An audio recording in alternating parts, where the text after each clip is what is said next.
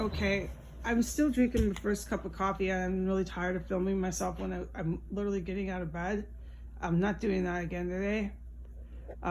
So in my unconscious state, I was back in New York, okay? New York City, which is, for me, it's a lifelong thing. First time I went there, I was 18, blah, blah, blah. So this is, a lifelong thing. It's like going home. I was back, my two homes are New York and Washington, Seattle, but Seattle is not my home.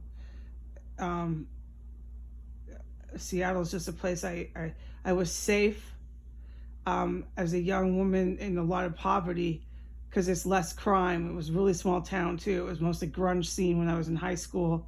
I was just safer, and in the poverty I came from, it was all planned. Plus it was Northwest Territory, and I saw a lot of that.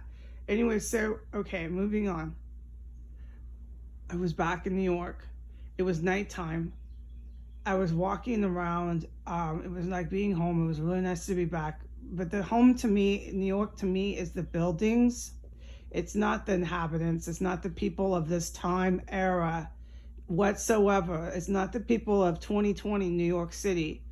It's the buildings. The buildings bring me back to New York spirit. New York has a spirit. It's a female. It's a woman. It's a spirit. But she knows what's going to happen there. She always has. It's part of American history, destiny. So I was walking around, but look, so I ended up talking to these Al-Qaeda guys, which is no surprise, straight Al-Qaeda members.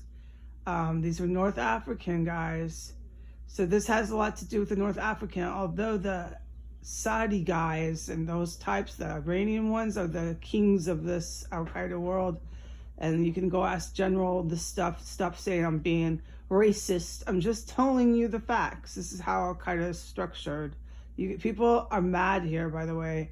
In the United States, you're mad, like crazy, like mad. You're mad.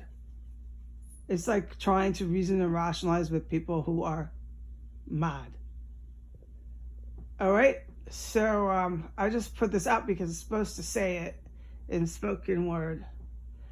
And so I told him, basically, I don't remember what it was verbatim, but I said, look, I know you're going to blow the city up.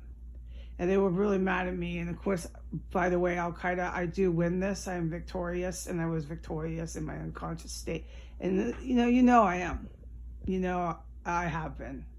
And I will be. All right? So then I went into one of their elevators in one of their skyrise buildings.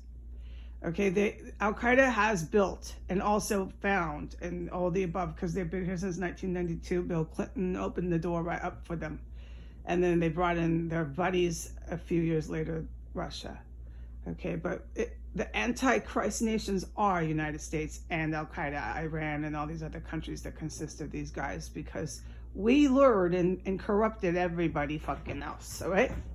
Not that Russia's so fucking innocent. They've been white nationalist Mein Kampf over there forever and a day, all right? But we still lured them in to this Team Zero shit. So Al-Qaeda, while I was in my unconscious state, I learned, has elaborate elevator systems set up with the North African branch of Al-Qaeda, working in these buildings. And it's really noisy, so I gotta plug my ears. The noise here is insane. Okay, so North African buildings, okay. And they have elaborate elevators, so they're basically out of sight. And they go from the elevators to the delivery trucks to DC, Washington, DC. These are the two locations, New York and DC.